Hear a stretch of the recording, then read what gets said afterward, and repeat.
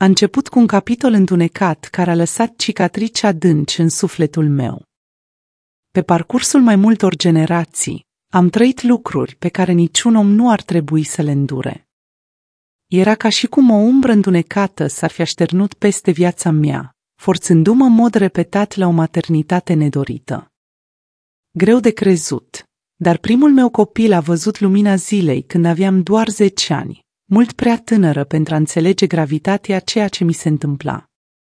Această ființă mică, abia născută și încă foarte fragilă, mi-a fost smulsă fără milă pentru a fi prezentată ca fiind copilul unei rude inventate. Memoria acestui eveniment este la fel de vie ca și cum ar fi fost ieri. Încă văd vechiul hambar în fața mea, paiele aspre intrându-mi în spate. Am simțit ceva calcurgându-mi pe picioare și a trebuit să-mi suprim fiecare țipăt pentru a nu fi auzită de locuitorii casei mari. Un sentiment de disperare mă înconjura. Totuși, chiar și în această suferință profundă, moartea părea să se oprească, de parcă i-ar fi fost milă de sufletul meu tânăr. Cerul înstelat pe care îl puteam vedea prin crăpăturile scândurilor vechi de lemn era singurul martor al agoniei mele tăcute. A fost începutul unei lungi călătorii de suferință. Încă 6 ori a trebuit să experimentez nașterea unui copil, doar pentru a-l pierde imediat după aceea. În total, au fost 7 copii.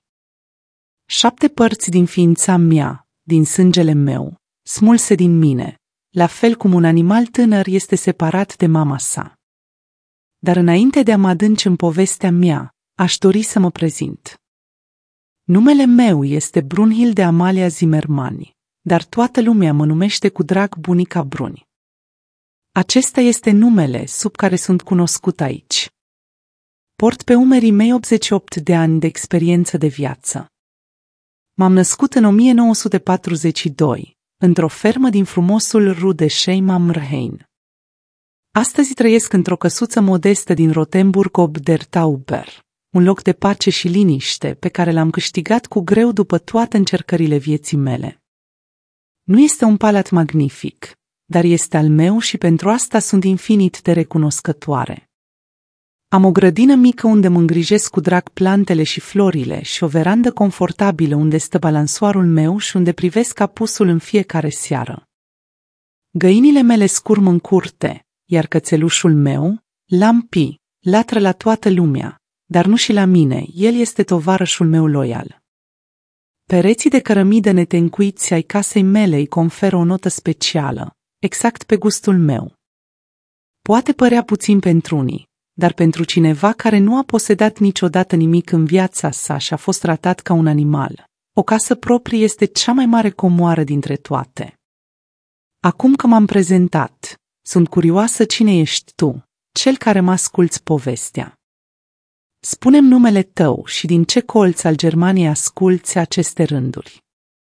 Simte-te liber să scrii în comentarii. Imaginează-ți că ai fi foarte aproape de Rothenburg. Am putea chiar să ne întâlnim la o cafea și o felie de prăjitură străusel făcută în casă. Îmi place să-mi imaginez că vocea mea ajunge în locuri pe care picioarele mele obosite nu le mai pot vizita. Oamenii mă văd astăzi și văd doar o bătrână cu păr scurt, alb, de statură oarecum scundă, abia 1 metru înălțime. Dar dacă privesc cu atenție în ochii mei, acei verzi strălucitori pe care i-am moștenit de la mama mea, își vor da seama că ei poartă mai multe povești decât orice carte din această lume. Mă uit în oglindă și văd semnele pe care viața le-a lăsat pe mine. Fiecare rid își spune propria poveste. Ridurile din jurul colțurilor gurii mele provin de la atâta mușcat de buze, pentru a nu țipa când trebuia să sufăr. Ridurile din jurul ochilor mei sunt de la mult plâns în secret. Iar cele de pe mâini îmi vorbesc despre munca grea pe care am făcut-o de la copilărie. Nu ies niciodată din casă fără broșa mea cu fluture la gulerul bluzei. A fost primul cadou pe care mi l-am cumpărat singură când, în sfârșit, m-am simțit liberă. Am plătit-o cu banii pe care i-am câștigat din vânzarea prăjiturilor și tartelor mele făcute în casă. Un fluture auriu cu aripile întinse, gata să zboare. Așa m-am simțit când am scăpat de acel capitol întunecat. Este talismanul meu, simbolul meu de speranță. Unii mă întreabă, de ce un fluture? Atunci răspund că el este prins într-un cocon întunecat toată viața sa înainte de a-și putea desface aripile și a zbura. Exact ca mine. Astăzi, totul este diferit. Datorită unor eforturi mari, am reușit să fondez Fundația Renașterea, care a ajutat deja peste 200 de femei și copii să scape de situații stresante similare cu cele pe care le-am experimentat. A început mic, cu o căsuță pe proprietatea mea pe care am pus-o la dispoziție unei tinere femei care fugise dintr-o situație familială dificilă. Apoi au venit și altele, și mai multe. Astăzi avem 3 facilități în toată țara. Poate nu pare mult, dar fiecare femeie salvată este deja un mare succes în lupta împotriva unei lumi care încă tratează adesea femeile ca pe o proprietate. Copiii mei, pe care am reușit să-i readuc în viața mea după ani de luptă, conduc acum fundație împreună cu mine. Este modul nostru de a transforma ceea ce am trăit în ceva pozitiv. Dar această poveste începe mult mai departe, la ferma Gute Hoffnung, speranță bună. Un nume frumos pentru un loc care pentru mine a fost o bucată de iad pe pământ. Este situat în Rudesheim, un loc cunoscut astăzi pentru natura sa impresionantă, cascadele și păsările viu colorate. Pentru străini, arăta ca un adevărat paradis. Casa domnească văruită în alb, cu obloane albastre, mangoii luxuriante din grădină, parfumul de cafea proaspăt prăjită dimineața de vreme, priveliștea munților îndepărtați, toate acestea îi vrăjeau pe cei care o vedeau. Dar în spatele acestei fațade de frumusețe se întâmplau lucruri pe care nimeni nu voia să le vadă, lucruri pe care nimeni nu le-ar crede dacă le-aș spune. Tocmai de aceea o spun, chiar dacă este foarte dureros pentru mine, pentru că astfel de evenimente să nu se mai întâmple niciodată. Era o fermă imensă, din acelea în care proprietarul spunea că începea cât vedeai cu ochii și se termina unde voia Dumnezeu. Familia Zimmerman îi deținea totul acolo, pământul, animalele și, în ochii lor, și oamenii.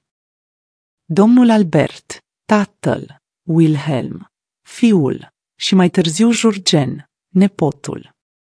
3 generații de bărbați care credeau că lumea și tot ce era în ea le aparținea de drept.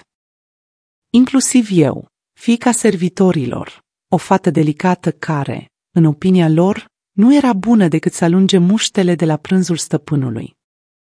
Pe atunci, în anii 1940-1950, Rudesheim era o altă lume.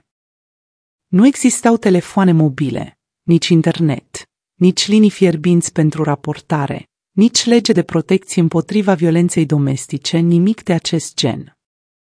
Toată lumea era pe cont propriu, iar Dumnezeu părea uneori să dureze mult până ajungea în această zonă îndepărtată. Trăiam sub legea celui mai puternic, iar cel mai puternic era cel care avea pământ, bani și o pușcă agățată pe perete. Dreptate. Dreptatea rămânea în orașul îndepărtat și dacă venea, fusese de mult cumpărată cu buzunarele pline ale marilor proprietari de pământ. Așa era viața în aceste ferme. Stăpânul poruncea, restul ascultau. Părea ca și cum timpul s-ar fi oprit și abolirea iobăgiei nu ajunsese niciodată acolo. Familiile care lucrau acolo erau aproape ca o proprietate. Dacă fiul stăpânului se uita la fiica ta, îți plecai capul și te prefăceai că nu observi. Dacă stăpânul îți voia pământul, îl dădeai fără discuții. Dacă decideau că ți-a venit vremea, nici măcar un preot nu apărea la înmormântare. În această lume am văzut lumina zilei, fiica unor oameni simpli.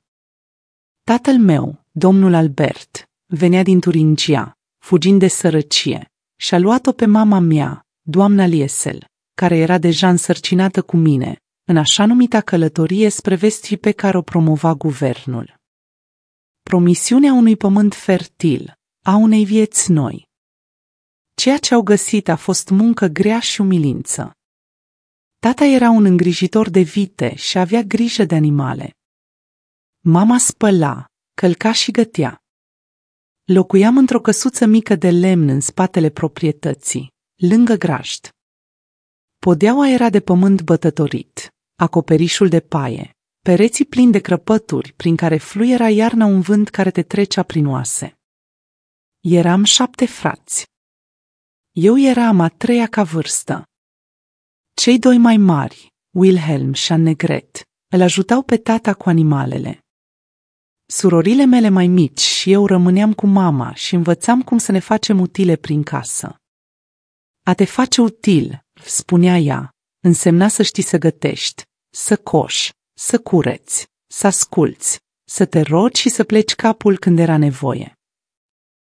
Mama era bună, dar avea acea tristețe în ochi pe care am înțeles-o abia mai târziu. Era privirea cuiva care știa deja ce le rezervă lumea femeilor sărace în acele vremuri. Primii mei ani, pe cât era posibil în acele circumstanțe, au fost chiar fericiți. Ne jucam pe pășuni, ne scăldam în pârâu, ne cățăram în copaci. Tata spunea povești cu fantome în nopțile cu lună plină. Mama ne făcea păpuși din cârpă. Nu cred că știam cu adevărat că eram săraci, pentru că toată lumea din jurul nostru trăia într-un mod similar. Viața era grea, dar avea momentele ei de bucurie. Mama cânta în timp ce spăla rufele în râu. Tata fluiera când se întorcea de la muncă pe cal. Râdeam când ne jucam de avați ascunsele în curte. Dar fericirea în această viață este ca parfumul unei flori. Trece mult prea repede. Mama a început să tușească sânge. Tuberculoză, au spus. Pe atunci, asta era aproape o condamnare la moarte pentru cineva care nu avea bani pentru tratament. A început să se stingă sub ochii mei, mai slabă, mai palidă, mai slăbită în fiecare zi. Aveam doar 8 ani când am început să preiau sarcinile ei. La 10 ani, când a murit, eu eram cea care avea grijă de casă și de frații mei mai mici. După ce mama a murit, tata s-a schimbat. A devenit umbra sa. Muncea, dar când venea acasă, părea că trupul era acolo, dar sufletul îi rămăsese undeva la jumătatea drumului înapoi. Își pleca capul în fața stăpânului mai mult ca niciodată. Nu contrazice, Brunhilde îmi spunea. Un stăpân furios este ca un șarpe călcat. Atacă fără milă. Trăia într-o teamă constantă de a-și pierde slujba și de a nu-și putea hrăni copiii. De aceea accepta insulte, umilințe, totul.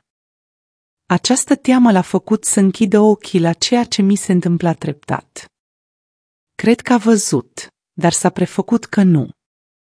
Așa era mai ușor, mai puțin dureros decât să înfrunți adevărul și să trebuiască să faci ceva în legătură cu asta.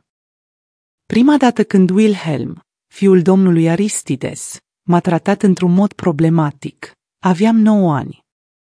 Eram singură culegând goave. Era vremea recoltei și copacii erau plini. Mama era încă în viață, dar prea bolnavă să părăsească casa. M-a rugat să iau fructe pentru gem. Eram în copacul de goava, cu fusta băgată în lenjeria intimă pentru a mi fi mai ușor, așa cum făceam mereu. Apoi am simțit pe cineva trăgându-mă de picior. Era Wilhelm, un bărbat adult, deja în vârstă de 24 de ani. Înalt, puternic, cu acea mustață subțire de care era atât de mândru. Era pe calul său, un frumos roib. Vino jos, fată, a ordonat. Am coborât, pentru că întotdeauna ascultam stăpânii. Am crezut că voi avea probleme pentru că culesesem fructe fără permisiune, dar nu era asta. A coborât de pe cal, m-a târât în mijlocul livezii unde nimeni nu mă putea vedea și mi-a făcut ceea ce un bărbat adult nu ar trebui să-i facă unei fetițe. Mi-a furat inocența chiar acolo, printre pomii fructiferi. A durut atât de mult, mai mult decât aș fi crezut vreodată că poate durea. Eram doar un copil mic, oameni buni. Cum a putut să fac asta? Eram complet rănit în suflet și în interiorul corpului meu. Am rămas acolo, complet rănită, pe pășune. Când am plâns, mi-a acoperit gura brusc. Dacă spui cuiva, tatăl tău și frații tăi vor fi aruncați în stradă. Vei muri de foame. Și fi conștientă, va fi vina ta, a spus el, ajustându-și pantalonii. Apoi s-a urcat pe cal și a plecat ca și cum nimic nu s-ar fi întâmplat. Am rămas întinsă pe pământ, simțind o durere care nu era doar fizică, era mai mare, mai profundă. M-am întors acasă fără mere. Mama m-a întrebat ce s-a întâmplat. Am mințit că am căzut din copac. Ea mi-a curățat rănile, a aplicat alifie de plante și m-a îmbrățișat. Poate că avea o bănuială. Ochii ei au devenit triști într-un alt fel. Mai târziu în acea noapte, în timp ce încercam să dorm, am auzit-o plângând încet în pat. Dar nimic nu a fost spus, nimic nu a fost făcut. Dar ar fi putut ea face ceva. Odată am încercat să-i vorbesc despre ce se întâmplase. Mama, domnul Laurenz mi-a făcut ceva rău. Am spus, plină de frică și rușine. Ea doar m-a privit cu ochi obosiți și a spus, Almerinde, sunt lucruri în această lume pe care noi, femeile, trebuie să le îndurăm în tăcere. Așa este viața pentru noi, femeile sărace.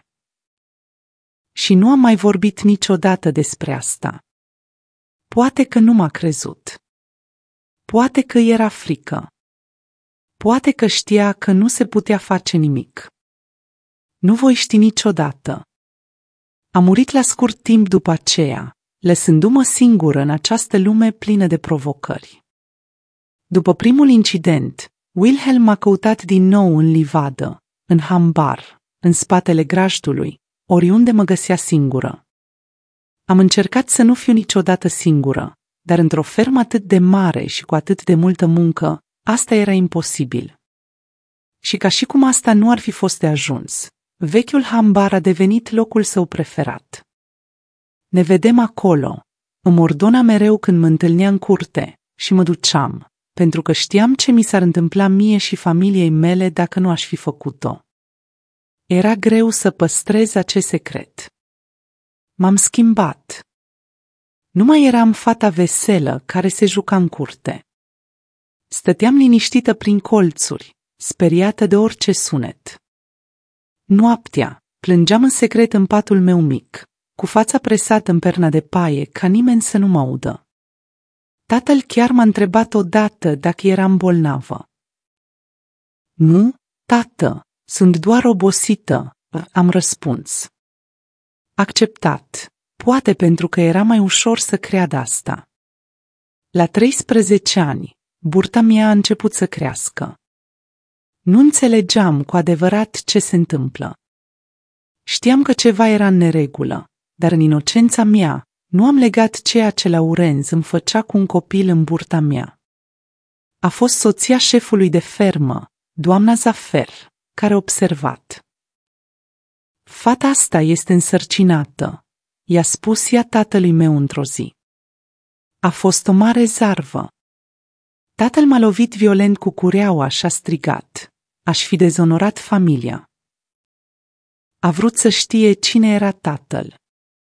Nu am putut spune printre lacrimi. Cum aș fi putut explica că era fiul proprietarului care îmi făcuse asta, când proprietarul însuși stătea deoparte, observând totul? Căci da, proprietarul Aristide s-a apărut în timpul agitației. S-a uitat la burta mea, apoi la fiul său și a înțeles totul într-o clipă. Nu a spus nimic. A ordonat tuturor să se calmeze. Mai târziu, l-a chemat pe tatăl meu și pe Laurenz la o discuție în casa domnească. Travaliul a început într-o noapte cu lună plină. Durerile au început după amiaza, dar le-am suportat în tăcere, de teamă să nu deranjez. Când doamna Zafer mi-a adus cina și a văzut că eram în travaliu, a fugit să raporteze la casa domnească. Dar nimeni nu a venit. Proprietarul a transmis că trebuia să mă descurc singură, deoarece animalele sălbatice oricum se obișnuiau să nască singure. Și am făcut-o. Din cele 7 nașteri din viața mea, aceasta, prima, a fost cea mai rea. Nu știam ce să fac, cum să fac, la ce să mă aștept. Durerile erau atât de severe încât am crezut că voi muri. În acel vechi hambar, unde atât de des mă aflasem în situații dificile, am născut copilul meu. Paiele îmi înțepau spatele în timp ce mă zbatem de durere.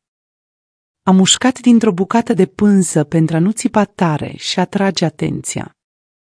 Sângele îmi curgea pe picioare, formând o baltă pe podeaua de pământ. Am văzut stelele prin gaura din acoperiș și le-am implorat să mă ajute. M-am rugat lui Iisus Hristos, deși credeam că mă părăsise. Am împins cu toată puterea pe care o fată de 13 ani o putea aduna. Și apoi s-a născut prima mea fiică. O fetiță care nici măcar nu a plâns când a venit pe lume, de parcă știa deja că în acest loc era mai bine să rămână neobservată. Am tăiat cordonul umbilical cu un cuțit vechi pe care l-adusesem, așa cum mă învățase doamna Cearfa. Am șters copilul cu o cârpă și l-am strâns la piept. Pentru o clipă, o scurtă clipă pe care o prețuiesc ca o comoară, a fost a mea. I-am simțit inima bătând lângă mea. I-am atins degetele minuscule. I-am sărutat capul ud. Fiica mea, l-am șoptit. A fost singura dată când am putut să o numesc așa. Nu a durat mult.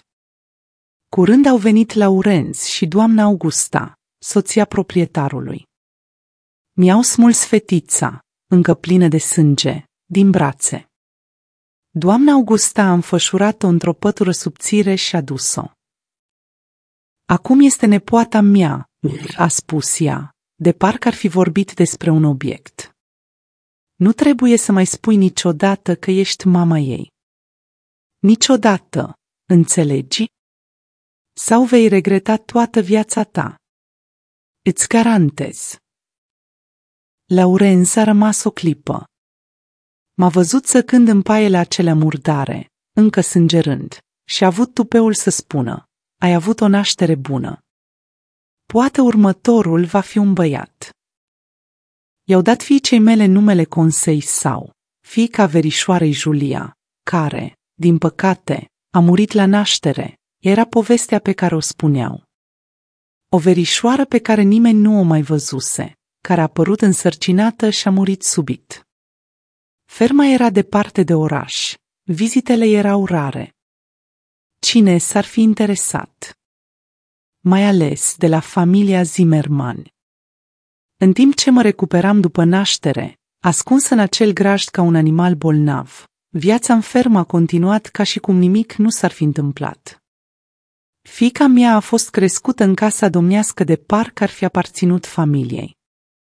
M-am întors la îndatoririle mele de îndată ce am putut să mă ridic. Spălam, călcam, găteam, curățam. Îmi vedeam fiica de la distanță, fără să o pot atinge, fără să o pot alăpta, fără să pot fi mama ei, așa cum eram de fapt. De fiecare dată când o întâlneam în curte, purtată de una dintre servitoare, mă durea în piept. Laptele curgea și muda hainele. Îmi întorceam fața și continuam să merg, suprimând plânsul. A fost doar începutul unei perioade dificile. Ce era mai rău urma să vină. Și când îți voi povesti despre asta, mai bine te așezi, prietene. Ai putea leșina de șoc dacă vei auzi adevărul pe care l-am trăit. Dar lasă-mă mai întâi să-ți spun povestea noastră de la început. Viața noastră nu a fost mereu atât de dificilă. Știu că poate suna ciudat să spun asta după puținul pe care ți l-am spus deja, dar este adevărul pur. Aveam puțin, dar eram fericiți în felul nostru. Părinții mei veneau din hinterlandul Turingiei, fugind de secetă. Tata povestea mereu cum a auzit la radio, în magazin, că era pământ bun și fertil în Mecklenburg, că guvernul dădea loturi de pământ oricui voia să muncească. Haide să mergem acolo, Irene.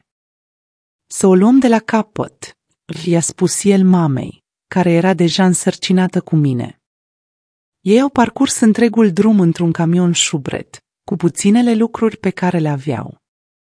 Mama spunea mereu că a fost cea mai proastă experiență din viața ei. Însărcinată, cu rău de mașină, zguduită în acel camion pe drumuri de pământ, dormind sub copaci, mâncând orice era disponibil. Când au ajuns în sfârșit în districtul lacurilor Mecklenburg, visul de a deține pământ s-a spulberat. Guvernul dădea pământ, dar numai celor care aveau bani să-l înregistreze, să-l împrejmuiască, să-l cultive. Pentru cei mici, cei săraci, a rămas munca în fermele mari. Și astfel părinții mei au ajuns la Gut Hoffnung, pământul familiei Zimmermann. Inițial, tata a încercat încă să economisească bani pentru o bucată de pământ. Punea deoparte fiecare bănuț, făcea treburi ocazionale în timpul liber, visa la ziua în care vom avea propriul nostru pământ. Dar apoi au venit ceilalți copii. După mine, s-au mai născut încă 4. Banii, care abia ajungeau pentru mâncare, au devenit și mai puțini. Visul s-a îndepărtat tot mai mult, până când într-o zi a dispărut complet, caci nori pe care îi vezi pe cer, și când te ui din nou, au dispărut. Casa noastră mică era simplă, dar curată. Mama depunea eforturi, chiar și cu puțin. Podeaua de pământ bătătorit, pe care o mătura în fiecare zi până era netedă. Netezea pereții de lut cu lut și cenușă pentru a-i face mai netezi. În loc de perdele, a cerut soției șefului de fermă bucăți de material și a făcut benzi colorate pe care le-a agățat la fereastră. Patul nostru era simplu, dar mai bun decât să dormi pe jos. Când ploua puternic, apa se infiltra pe sub ușă, dar noi așezam băncile pe masă și stăteam acolo până se retrăge apa. Eram 7 guri de hrănit. Eu eram a 3-a ca vârstă.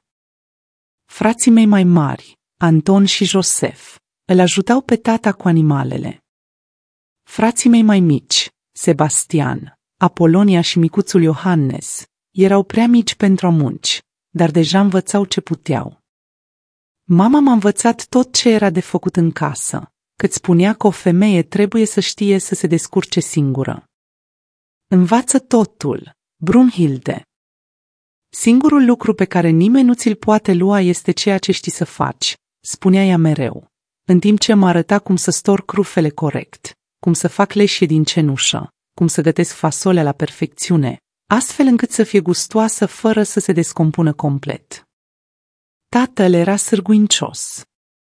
Se trezea înainte de răsăritul soarelui și se întorcea abia când cerul era deja plin de stele.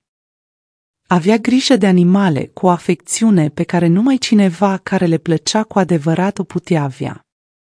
Cunoștea fiecare vacă după nume, știa de la distanță dacă un cal șchiopăta, înțelege animalele de parcă le-ar fi vorbit limba. Bătrânul proprietar Aristides, bătrânul patriarhaș al familiei Zimmermanni, i-a încredințat îngrijirea celor mai valoroase animale.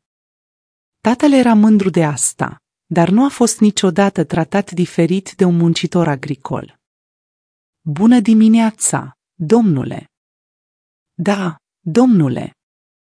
Cum porunciți, domnule! Așa-și petrecea zilele, cu capul plecat. Dragul meu prieten, astăzi îți spun o poveste tristă din viața mea.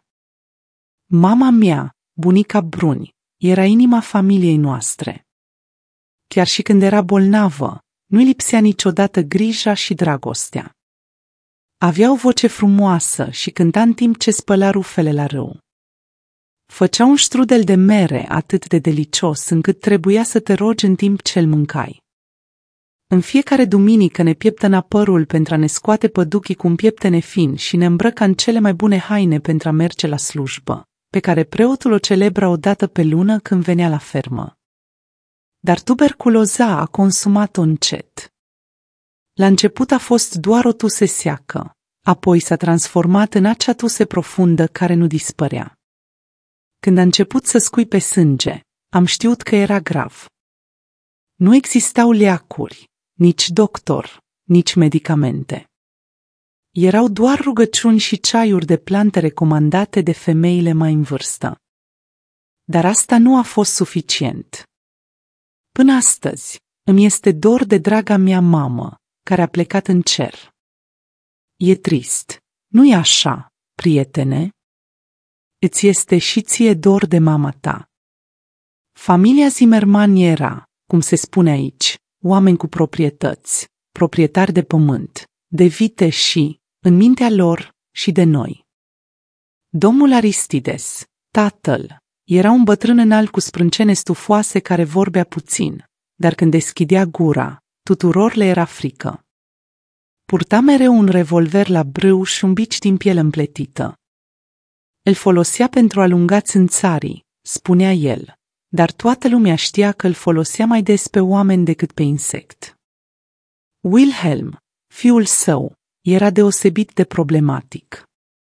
Un bărbat în floarea celor 24 de ani ai săi când mi-a cauzat probleme pentru prima dată. Avea cel tip de frumusețe pe care doar oamenii răi o pot avea.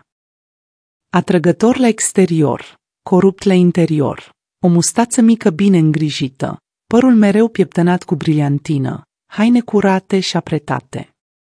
Studiase în capitală și știa să citească și să scrie ca oamenii de la oraș.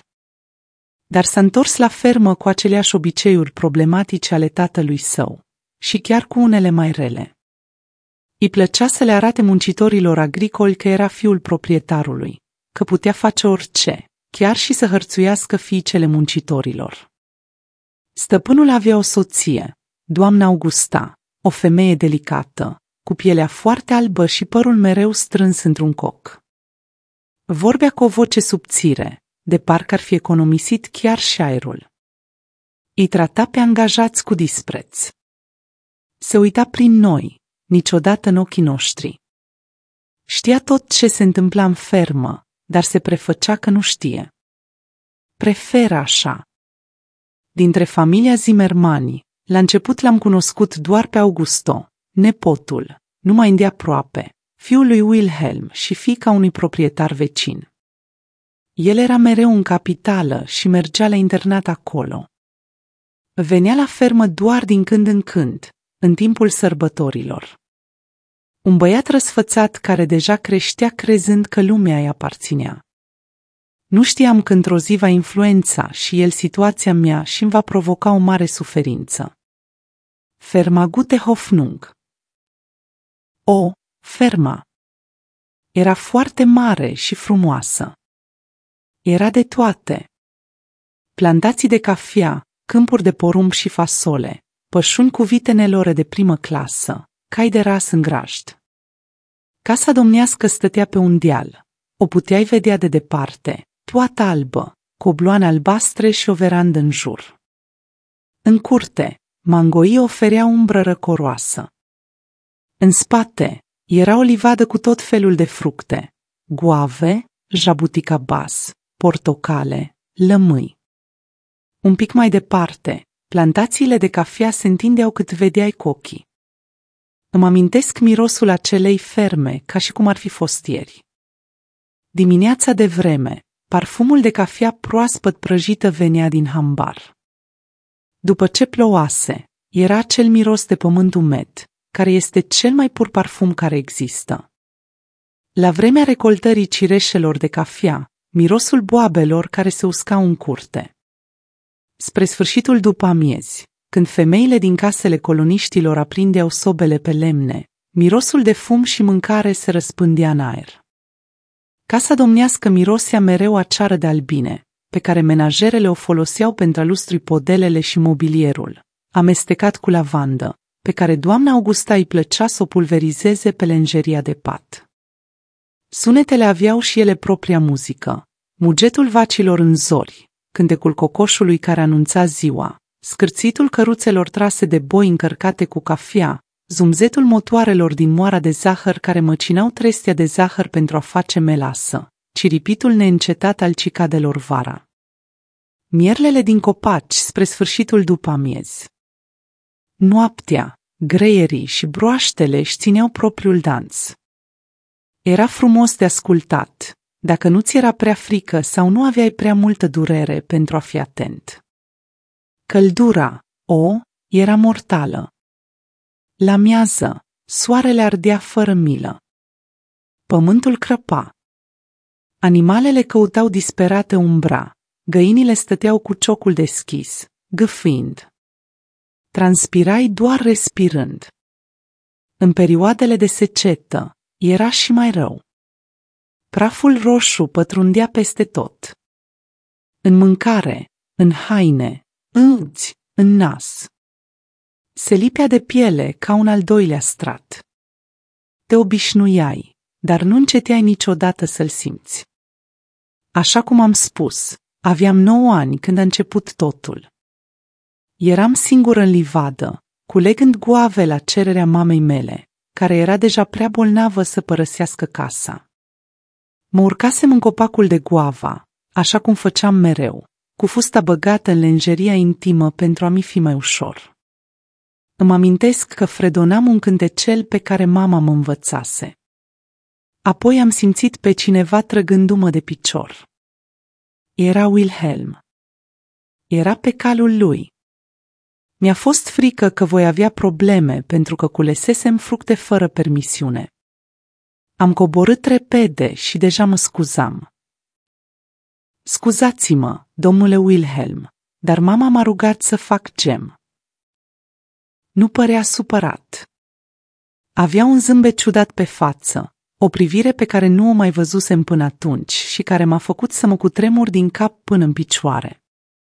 Eram un copil, dar deja înțelegeam că ceva nu era în regulă cu acea privire. A coborât de pe cal și a legat hățurile de o creangă joasă. A venit la mine, mi-a mânghiat părul, apoi gâtul. Ce păr frumos ai, Almerinda, exact ca al mamei tale. Am încercat să-i mulțumesc, dar vocea mi-a pierit. M-a tras de braț, m-a dus în mijlocul livezii unde copacii mai denși ne ascundeau de privirile casei domnești. Și acolo, pe pământul gol, printre goavele căzute, mi-a făcut ceea ce niciun bărbat nu ar trebui să-i facă unui copil de 9 ani. Îmi amintesc durerea, frica, rușinea. În capul meu nu avea sens ca așa ceva să mi se întâmple. Dar aveam o alegere, prietene. Eram un copil. El era adultul. Știa ce-mi făcea. Și nenorocitul chiar se bucura de ceea ce făcea. Îmi amintesc că m-am uitat la cer în timp ce el mă folosea în felul lui, încercând să-mi imaginez că eram în altă parte. Când a terminat, s-a ridicat și a ajustat hainele, ca și cum nimic nu s-ar fi întâmplat. Și înainte de a se urca pe cal și de a pleca, a făcut amenințarea care mă va reduce la tăcere ani de zile. Dacă spui cuiva, tatăl tău și frații tăi vor fi aruncați în stradă. Vei muri de foame și va fi vina ta. M-am târât acasă, cu durere între picioare, fără goavele pe care trebuia să le aduc. Sângeram, eram murdară, mi-era frică de tot și de toți. Mama, deși bolnavă, a observat că ceva nu era în regulă. Ce s-a întâmplat, copilul meu? De ce plângi? Nu-i puteam spune adevărul. Am căzut din copacul de goava, mama. M-am rănit peste tot. I-a șters sângele care curgea, a frecat alifie de plante și m-a îmbrățișat. Ochii ei, deja scobiți de boală, arătau și mai triști. Cred că știa sau bănuia, dar nu avea puterea să înfrunte acest adevăr. Mai târziu, când mi-am adunat curajul, am încercat să vorbesc cu ea. Mama, Domnul Wilhelm mi-a făcut ceva rău, am spus, tremurând de frică și rușine. I-a tăcut o vreme, care a părut o eternitate. Apoi a spus cu acea voce slabă a cuiva care deja vede moartea apropiindu-se: taci, fată. Dacă vorbești, tatăl tău va căuta dreptate și îl vor ucide. Cine va avea grijă atunci de voi toți? Eu voi pleca curând din această lume spre una mai bună, fiică. Nu mai pot rezista mult. Mi-am înghiat fața cu degetele, deja osoase de boală. Roagă-te, fiica mea, roagă-te și îndură. Într-o zi vei pleca din acest loc. Am plâns, neștiind dacă voi putea vreodată să uit tot ce trăisem. Dar nu știam că asta va fi doar prima dată. Nu am mai vorbit despre asta niciodată. Poate pentru că nu era nimic de făcut. Poate pentru că nu avea puterea să suporte această durere în plus față de ceea ce simțea deja. La scurt timp după aceea, ne-a părăsit. Într-o dimineață rece, nu s-a mai trezit. A fost atât de simplu. Ochii erau deschiși, fixând tavanul, dar ea nu mai era acolo. Tata nu a plâns în fața noastră. A făcut el însuși sicriul din lemn de pin. Am îngropat-o sub un mango în micul cimitir al fermei, unde se odihneau deja alți muncitori. Nu a fost preot, nici o rugăciune adecvată, doar noi, familia și câțiva coloniști care veniseră să-și arate respectul. Din acea zi, totul s-a înrăutățit. Fără mama, care avea grijă de casă și de frații mai mici, această responsabilitate a căzut în întregime pe umerii mei, chiar dacă aveam doar 10 ani. Tata pleca înainte de răsăritul soarelui și se întorcea când era deja întuneric. Frații mai mari la fel. Cei mici aveau nevoie de îngrijire constantă. Spălam, găteam, curățam, aveam grijă de tot cu mâinile mele de fată, care arătau deja ca mâinile unei bătrâne. Iar Wilhelm nu s-a oprit. Dimpotrivă, fără mama prin preajmă, îi era mai ușor să mă prindă singură. În livadă, în hambar, în spatele grajdului de vite. Oriunde mă găsea. Vechiul hambar, care stătea departe de casa domnească, a devenit locul său preferat. Era o magazie veche, nu mai era folosită pentru a depozita recolta, doar pentru câteva unelte vechi și paie. Ne vedem acolo în 10 minute, nenorocito, ordona el când mă vedea în curte. Și mă duceam, pentru că frica de amenințarea lui era mai mare decât orice altceva. Am încercat totul pentru a evita asta. Nu mergeam niciodată nicăieri singură. Întotdeauna luam unul dintre frații mei mai mici cu mine, dar nu folosea la nimic. Dacă voia, găsea o cale. M-a schimbat. Am devenit din ce în ce mai tăcută. Nu mai cântam la muncă. Nu zâmbeam. Nu glumeam. Dormeam puțin, speriată de orice sunet. Ochii mei erau mereu plecați, de parcă privitul la pământ m-ar fi putut proteja. Tatăl chiar m-a întrebat dacă eram bolnavă. Fără febră, dar atât de palidă, atât de slabă. Am spus că mi-era dor de mamă. Asta era adevărat. Dar asta nu era tot. Era frica, rușinea, durerea care nu dispărea niciodată. La 13 ani, burta mea a început să crească. La început, abia am observat-o eu însămi. Intersecție. Un camion va aștepta acolo. Șoferul este vărul meu. Vă va duce la Munchen. Eu voi rămâne și voi face față consecințelor dacă află. Am contacte. Nu mă pot răni fără să plătească un preț mare. Nu am avut timp să-i mulțumesc cum se cuvine, să-i spun cât de mult îmi schimbase viața. Doar o îmbrățișare rapidă, lacrimi noci, și am pornit în noapte cu cei 2 copii mai mici ai mei, lăsând ceilalți 5 în urmă cu promisiunea tăcută că mă voi întoarce la ei cât mai curând posibil. Călătoria până la intersecție a fost tensionată. Fiecare sunet părea să fie cineva care ne urmărea. Fiecare umbră părea să fie un urmăritor. Copiii, obosiți, în cele din urmă au adormit, ceea ce a fost o ușurare. Cel puțin nu făceau zgomot. Când am ajuns în sfârșit la punctul de întâlnire stabilit, era aproape dimineață. Și, așa cum am promis, camionul era acolo. Un bărbat de vârstă mijlocie a făcut un semn discret. Tu trebuie să fii Hilda. Gertrude m-a trimis să aștept. Repede, urc în spate. Sunt niște pături ca să te poți încălzi. Am condus restul nopții și toată dimineața ascunse sub o prelată în spatele acelui camion. Copiii s-au trezit speriați, neînțelegând unde se aflau. A trebuit să inventez o poveste, să le spun că vizitam o mătușă în orașul mare. Au crezut, pentru că copiii la acea vârstă cred ce spun adulții. Mi-aș fi dorit să-i pot proteja de acea naivitate în viitor. Am ajuns la Munchen după amiaza. Orașul mare m-a speriat. Atâția oameni, atâta zgomot, atâta mișcare. Eu, o femeie de la țară, fără educație, fără acte, fără bani, cu 2 copii mici. Șoferul ne-a lăsat la o adresă pe care doamna Gertrude mi-o dăduse, casa unei prietene de-a ei care acceptase să ne găzduiască câteva zile până ne decideam ce să facem.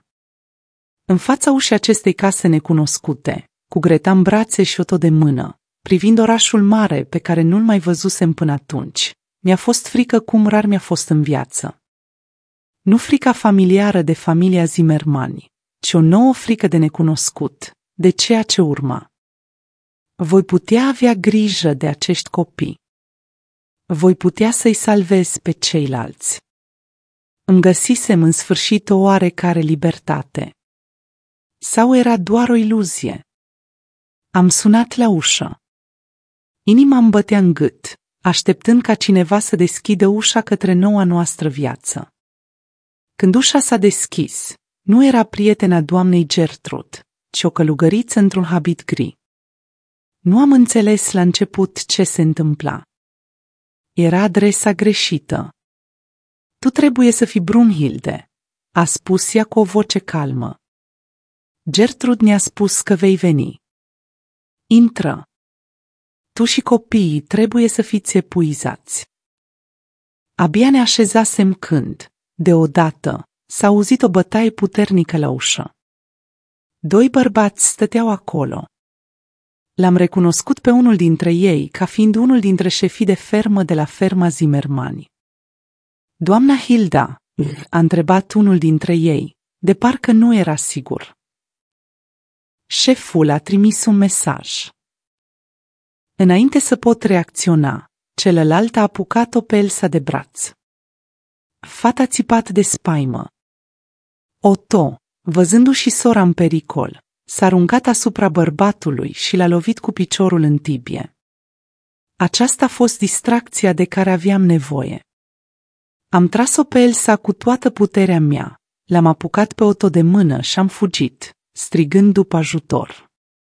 A fost pur noroc că trecea o mașină de poliție. Când bărbații au văzut ofițerii, au fugit la propria mașină și au dispărut. Am depus o plângere, dar știam că nu va folosi la nimic. Nu vor fi găsiți niciodată.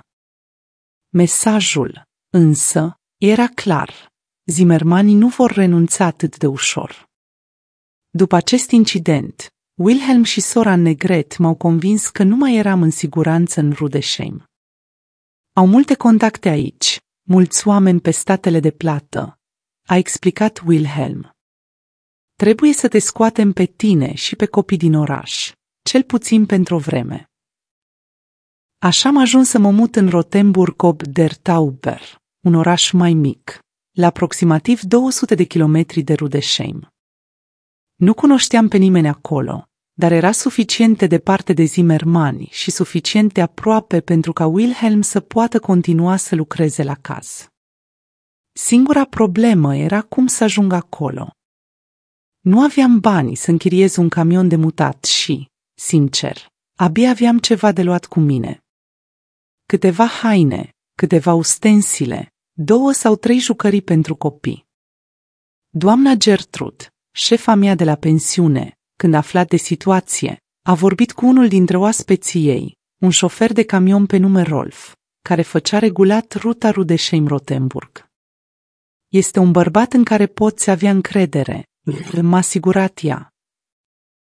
Te va duce și nu va spune nimănui. Rolf era un bărbat în anul menționat, înalt, puternic, cu mâinile bătătorite ale cuiva care muncise din greu de la o vârstă fragedă. Fața era arsă de soare, avea o mustață groasă și ochi mici care dispăreau când râdea. Spre deosebire de toți bărbații pe care îi cunoscusem în viața mea, el îi trata pe copii cu bunătate și pe mine cu un respect pe care nu-l mai experimentasem niciodată. Pe drumul spre Rotenburg, stând în cabina șoferului, cu Elsa în poală și Otto înghesuit între mine și Rolf, am întâlnit pentru prima dată un bărbat cu care puteam vorbi fără teamă. Vorbea puțin, dar asculta mult. I-am povestit părți din povestea mea, nu totul, dar suficient pentru ca el să înțeleagă de ce eram pe fugă. Nu a judecat, nu s-a îndoit, doar a dat din cap și a spus: sunt bărbați care nu merită să fie numiți bărbați. Când am ajuns în Rotenburg, Rolf ne-a ajutat să găsim un loc de închiriat, o cameră mică în spatele casei unei doamne pe care o cunoștea. M-a ajutat să car puținele lucruri pe care le aveam și să le așez. Și înainte să plece, și-a lăsat numărul de telefon. Dacă e vreo problemă, sună-mă. Vin pe aici în fiecare săptămână. Ceea ce nu știam atunci era că Rolf va deveni mult mai mult decât o simplă cunoștință trecătoare. Dar asta e o poveste pentru mai târziu. În primele luni în Rotenburg, viața a fost grea. Nu cunoșteam pe nimeni, nu aveam un loc de muncă stabil. Curățam oriunde puteam, spălam rufe pentru alții, vindeam prăjituri și dulciuri pe care învățasem să le fac. Copiii au fost înscriși la o școală publică datorită ajutorului lui Wilhelm, care a trimis toate documentele necesare. Trăiam cu strictul necesar, dar cel puțin eram în siguranță. Wilhelm ne vizita o dată pe lună, aducând vești despre caz. Lucrurile se mișcau încet, dar se mișcau. Acoperirea mediatică a ajutat la exercitarea presiunii asupra justiției. Un judecător mai independent preluase cazul și ordonase o investigație mai amănunțită. Și cel mai important, emisese o decizie judecătorească prin care cerea ca Lisel și Wilhelm, copiii mei mai mari, care studiau la Munchen, să facă un test de paternitate. A fost o luptă să obținem testele. Familia Zimmermann a făcut apel, invocând tot felul de motive pentru a întârzia. Dar în sfârșit, aproape un an după evadarea mea, au venit rezultatele. 99,9% probabilitate că eram mama lor biologică. A fost prima victorie concretă. Cu acest rezultat, judecătorul a ordonat ca copiii să fie plasați temporar în custodia statului până la rezolvarea completă a cazului. Lisel avea 19 ani la acea vreme și Wilhelm 18. Nu mai erau copii, ci tineri adulți care crescuseră cu minciuna familiei Zimmermann. Prima întâlnire cu ei a fost cel mai dificil și în același timp cel mai fericit moment din viața mea. Eram într-un birou din Rudesheim. Asistenți sociali și psihologi erau prezenți. Când au intrat în cameră, inima mea aproape că s-a oprit. Lisel era frumoasă, o fată cu păr lung și aceiași ochi verzi strălucitori ca ai mei. Wilhelm era înalt, puternic, cu o atitudine serioasă care mă amintea de tatăl meu. M-au privit cu un amestec de confuzie, neîncredere și curiozitate. Aceasta este mama voastră biologică, a explicat asistentul social. Testele au confirmat-o. Tăcerea care a urmat a părut interminabilă. În cele din urmă, Lisel a vorbit cu o voce tremurândă. De ce ne-ai părăsit? Întrebarea m-a lovit ca un cuțit. Asta le spusese Zimmermani, că eu, mama, îi abandonasem. Am tras adânc aer în piept, am reținut lacrimile care voiau să iasă și am spus adevărul, tot adevărul, fără a omite niciun detaliu. Au ascultat în tăcere. Fețele lor au trecut prin tot felul de emoții, șoc, dezgust, furie, tristețe. Nu mă aștept să mă acceptați ca mamă acum, am spus când am terminat. Știu că ați crescut numind alți oameni tată și mamă. Vreau doar să știți adevărul și să aveți șansa de a decide singuri ce vreți să faceți de acum încolo. Lisel a plâns. Wilhelm a rămas tăcut, cu fălcile încleștate ca cineva care purta o furtună în el. Au plecat fără să mai spună nimic. Aveau nevoie de timp să proceseze toate acestea. Nu am insistat. Nu am cerut nimic. Știam că aveau nevoie de acest timp. Și aveam încredere că, în cele din urmă, adevărul va vorbi mai tare decât minciunile cu care crescuseră. A durat peste un an până când Lisel m-a căutat singură. Wilhelm a durat chiar mai mult, dar în cele din urmă amândoi au vrut să-și cunoască adevărata mamă și frații pe care nu știau că îi au. A fost un proces lent, plin de suișuri și coborâșuri, îndoieli și retrageri. Dar fiecare mic pas a fost o victorie pentru mine. Cu cei mai mari venind mai aproape, lupta pentru ceilalți copii a căpătat forță.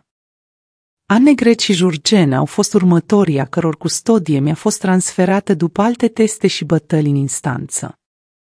Otto, detectivul pe care l-angajasem, nu a găsit niciodată gemeni în Austria. Dar an mai târziu, printr-o întorsătură a sorții, ei ne-au găsit singuri. Dar asta e o poveste pentru altă dată.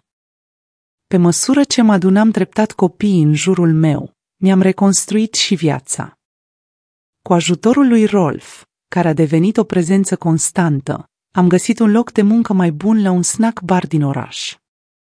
El apărea în fiecare săptămână, aducea mereu un mic cadou pentru copii, întreba mereu dacă aveam nevoie de ceva, oferea mereu ajutor fără să ceară nimic în schimb. De ce faci asta? L-am întrebat odată, după ce reparase acoperișul spart al căsuței noastre. A ridicat din umeri, în felul său simplu, pentru că e bine să faci asta și pentru că vă plac pe toți. A fost cel mai sincer răspuns pe care l-auzisem vreodată de la un bărbat. Relația noastră a crescut încet, cu mult respect și răbdare din partea lui. Rolf a înțeles de la început că aveam răni adânci, că încrederea era ceva ce trebuia să recâștig puțin câte puțin. Nu a forțat niciodată, nu a cerut nimic. A fost pur și simplu acolo, stabil ca o stâncă în curent. 2 ani după ce ne-am întâlnit, am fost de acord să mă căsătoresc cu el. A fost o ceremonie simplă la oficiul stării civile din oraș, cu copiii ca martori. Nu am avut o rochie albă, nici o sărbătoare, dar pentru prima dată în viața mea am avut o alegere. Am ales să fiu cu acest bărbat, nici forțată, nici vândută, iar această libertate de alegere valora mai mult decât orice rochie sau sărbătoare. Cu Rolf alături și copiii mei în sfârșit cu mine, am început să mă gândesc cum aș putea ajuta alte femei care treceau prin ceea ce trecusem eu.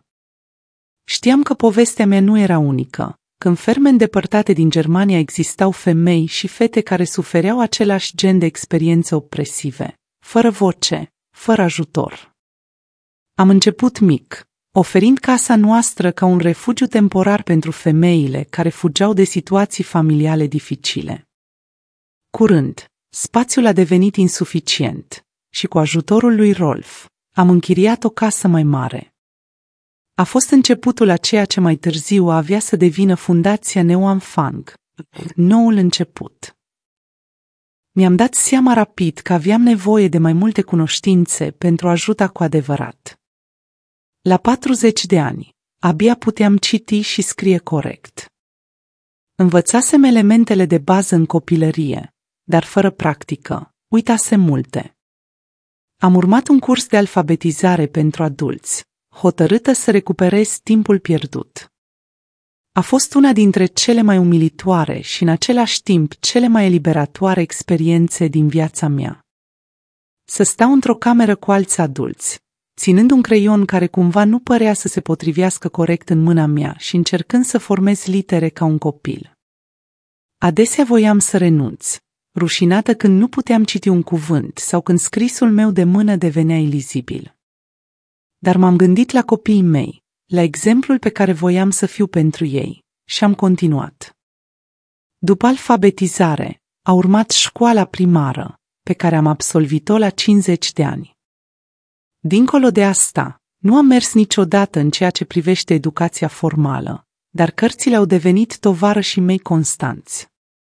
Am citit tot ce am putut găsi despre drepturile femeilor, despre gestionarea experiențelor traumatice și despre sprijinirea victimelor în recuperarea lor. Am învățat prin încercare și eroare cum să construiesc o organizație, cum să strâng resurse, cum să formez parteneriate. Încă nu-mi vine să cred nici astăzi. După toți acești ani, mi-am regăsit fiul pierdut. A fost ca un miracol. Jean mi-a povestit la telefon povestea lui, cum a ajuns ca un băiețel la o herghelie din Paraguay, unde a trebuit să muncească din zori până la apus, cum îi era mereu dor de mama și de frații săi, dar nici măcar nu știa de unde provine, cum a fugit de la herghelie la 18 ani și s-a descurcat ca zilier, cum s-a căsătorit, a avut copii, a muncit din greu să le ofere o viață mai bună și cum a dat întâmplător peste fundația noastră pe internet și a citit numele meu, numele pe care nu-l uitase. Niciodată. 2 săptămâni mai târziu, a stat la ușa mea, un bărbat impunător, la începutul anilor 50, cu o față arsă de soare și tâmple cărunte. Dar când l-am privit în ochi, l-am recunoscut imediat pe micuțul meu Jean. Ne-am aruncat în brațele celuilalt, plângând, și nu ne-am mai desprins minute în șir. Soția și copiii lui stăteau deoparte, la fel de copăleșiți. În acea zi, familia mea a fost în sfârșit completă din nou. Jean și familia sa s-au mutat de atunci aici, la doar câteva străzi distanță. Lucrează în fundație, având grijă de copiii care au fost separați de familiile lor. Știu cum se simt, spune el mereu, și vreau să le arăt că există speranță.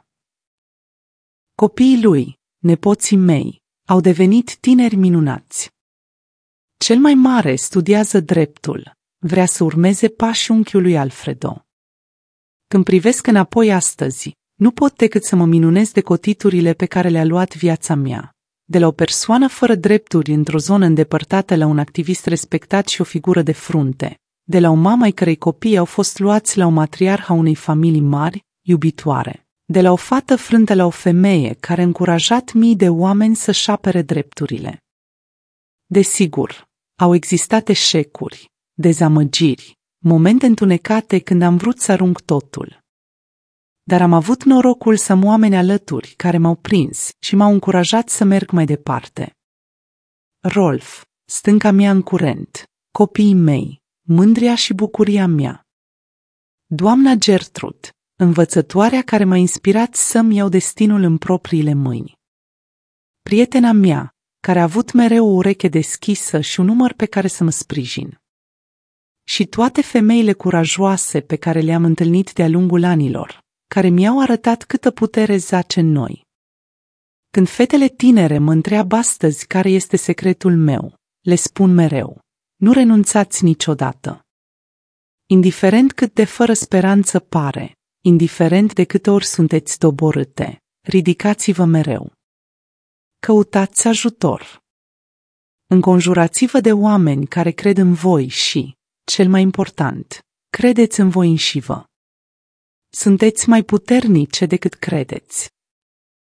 Vreau să transmit aceste cuvinte strănepoților mei când nu voi mai fi aici. Ei vor crește într-o lume diferită de a mea, într-o lume pentru care am luptat. Dar vor avea și ei propriile lupte, vor experimenta propriile nedreptăți. Și atunci ar trebui să-și amintească de străbunica lor, care și-a găsit calea din cea mai profundă întuneric spre lumină, care nu a renunțat niciodată, oricât de întuneric era, și care a putut muta munți cu dragoste și determinare. Aceasta este moștenirea mea. Nu bani, nu posesiuni, ci certitudinea că toți avem puterea în noi de a face lumea puțin mai bună, că vocile noastre sunt importante, că poveștile noastre merită spuse, că atunci când suntem uniți, suntem mai puternici decât orice opresiune.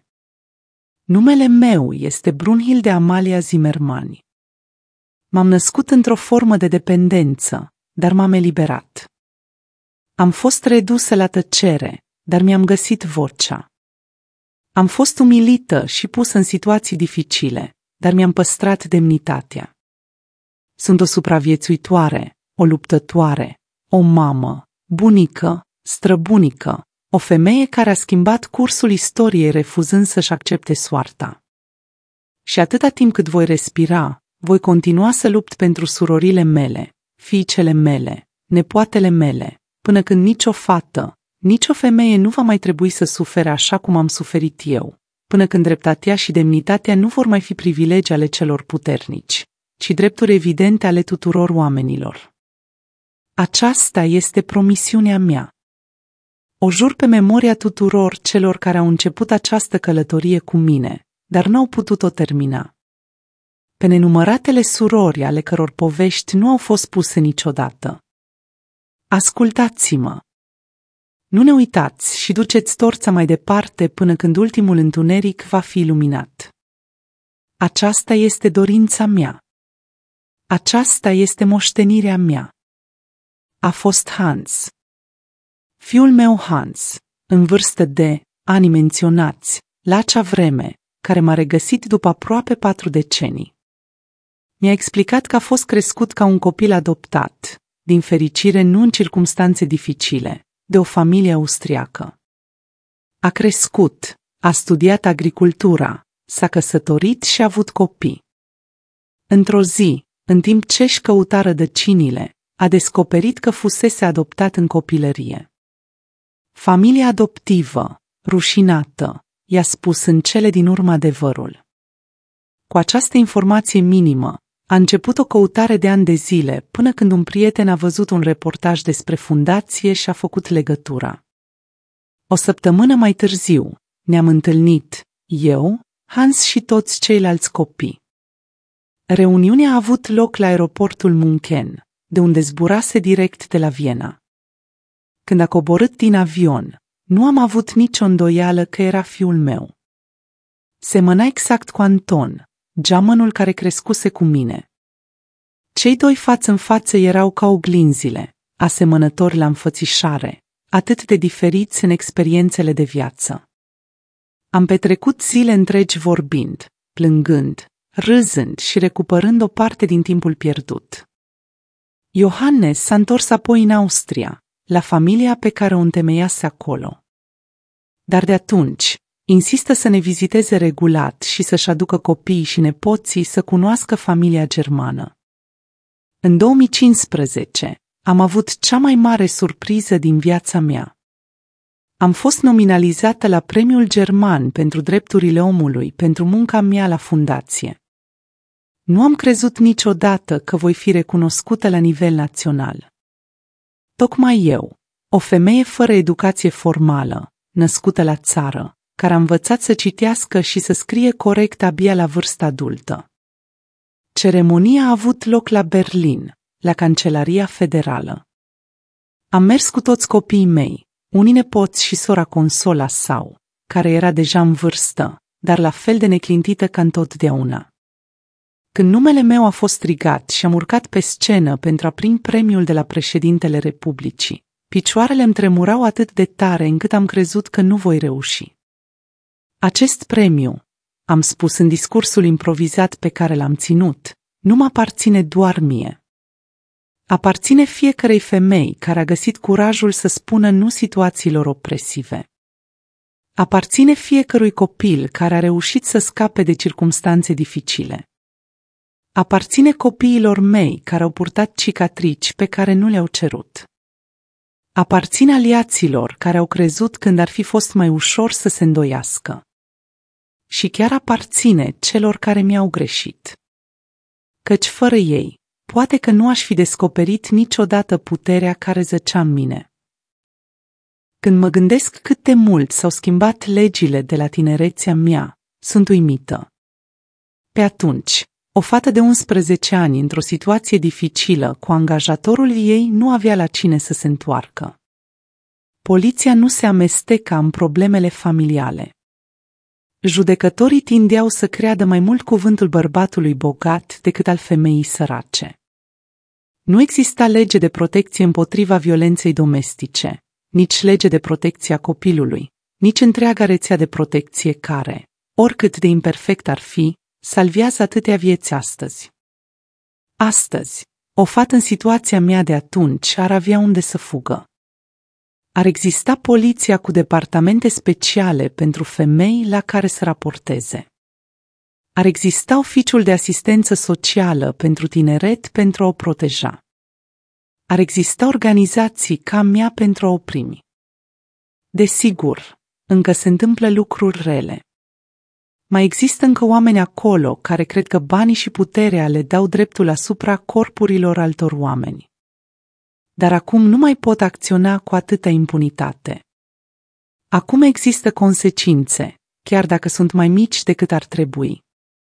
După tot ce am trăit și am văzut, am ajuns la câteva concluzii, lecții pe care le transmit mereu când vorbesc cu femeile pe care le primim. În primul rând, corpul tău este un templu sacru și nimeni nu are dreptul să-l profaneze. Acesta este cel mai fundamental adevăr pe care fiecare femeie trebuie să-l știe. Indiferent cât de mult încearcă să te convingă de contrariu, indiferent ce putere cred că au asupra ta, corpul tău îți aparține doar ție. Demnitatea ta este nenegociabilă. Dacă cineva încearcă să ți-o ia, ai tot dreptul să lupți, să fugi, să faci tot ce este necesar pentru a te proteja.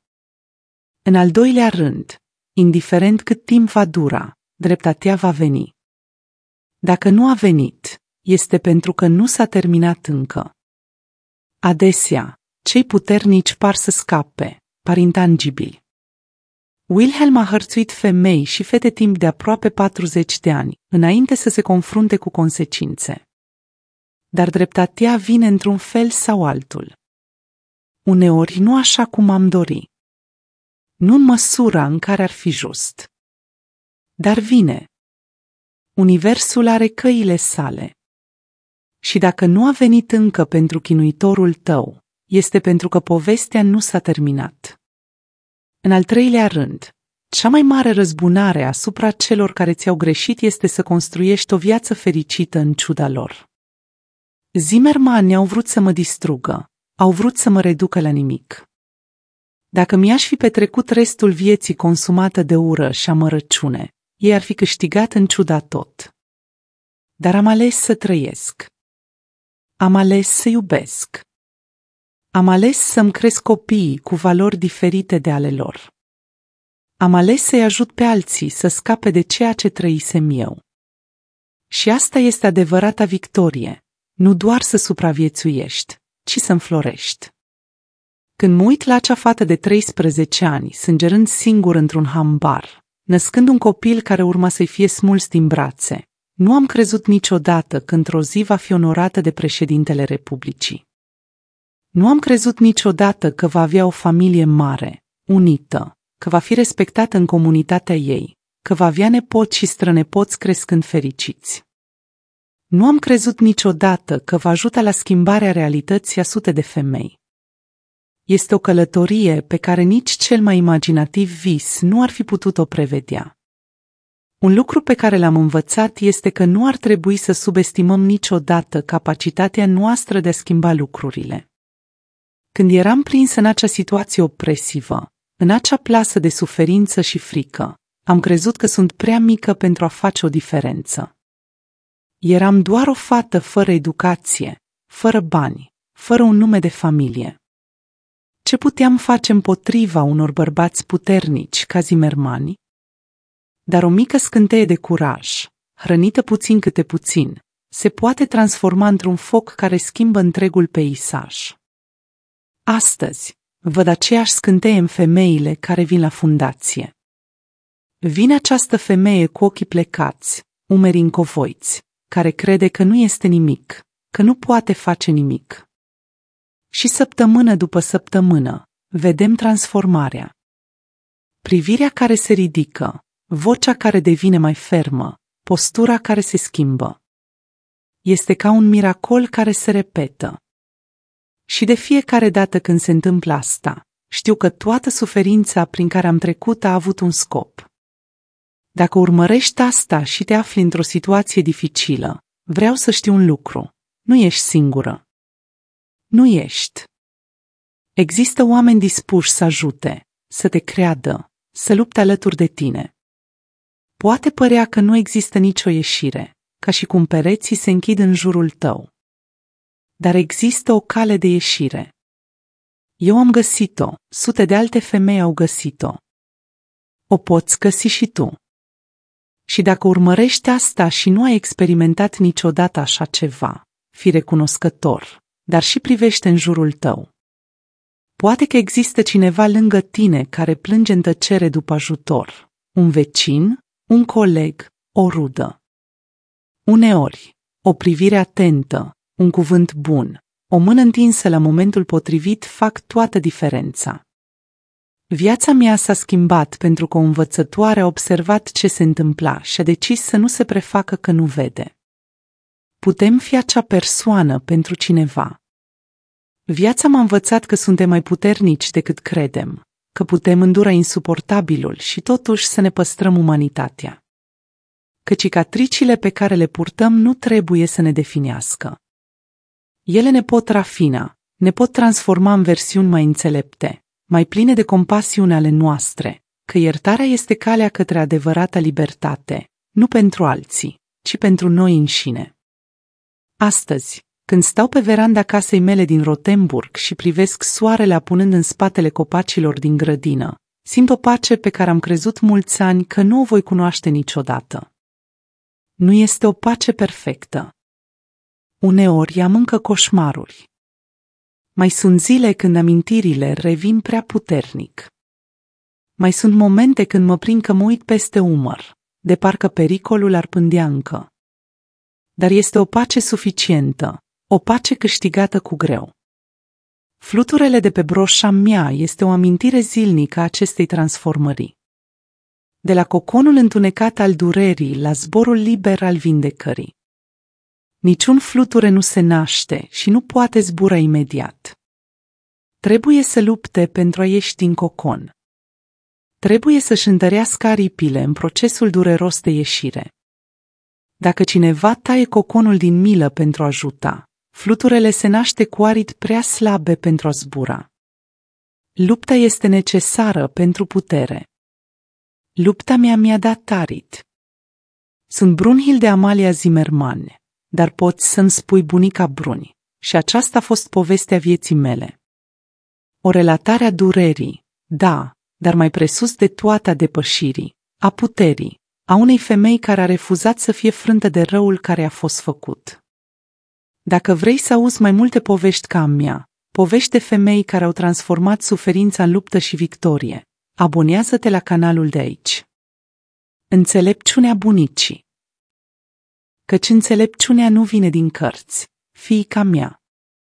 Vine din cicatricile pe care le lasă viața în urmă.